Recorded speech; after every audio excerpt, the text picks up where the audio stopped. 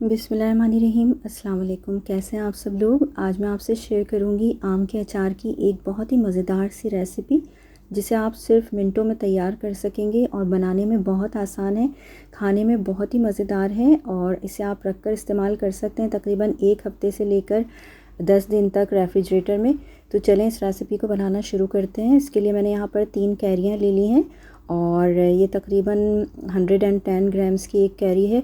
इसी हिसाब से आपको भी लेनी है इस रेसिपी के लिए। इसके ऊपर जो पार्ट है स्टेम का वो निकाल दिया है हमने और छिलकों समेत हम इसे ग्रेट करेंगे। तो छिलकों समेत इनको कद्दूकश कर लिया है और कद्दूकश करने से पहले अच्छी तरह से ड्राई कर लें आप धोने के बाद। अब हम यहाँ पर ऐड करेंगे आधा टीस्पून नमक और 1/4 टीस्पून हल्दी। इन दोनों चीज़ों को ऐड करने के बाद अच्छी तरह से मिक्स कर लेंगे और इसको रख देंगे हम इतनी देर तक जब तक कि हम दूसरे तमाम काम करेंगे इस रेसिपी के लिए। तो मैं इसे कवर करके छोड़ रही हूँ।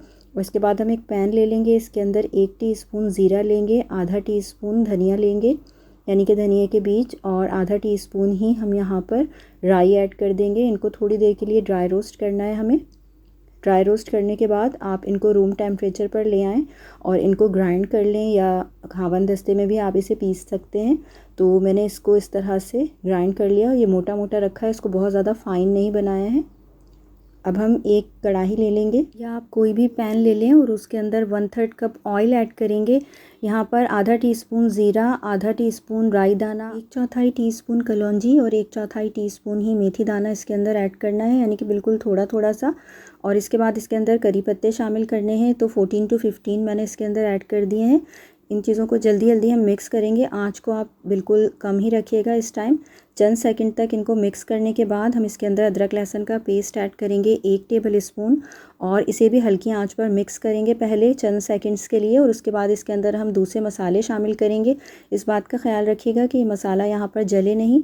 तो मैंने 1/4 टीस्पून नमक ऐड किया है, आप हस्बे ज़ायक़ा ऐड कर सकते हैं। 1/4 टीस्पून हल्दी है, 1 टीस्पून लाल मिर्चें और आधा टीस्पून कुटी हुई मिर्चें हैं। जो मसाला हमने पीसा था वो तमाम इसमें ऐड कर दिया है और तमाम चीज़ों को अच्छी तरह से मिक्स कर लिया है। चंद सेकंड्स तक इन्हें हम और पकाएंगे और आपको इसे जलने नहीं देना है बिल्कुल भी।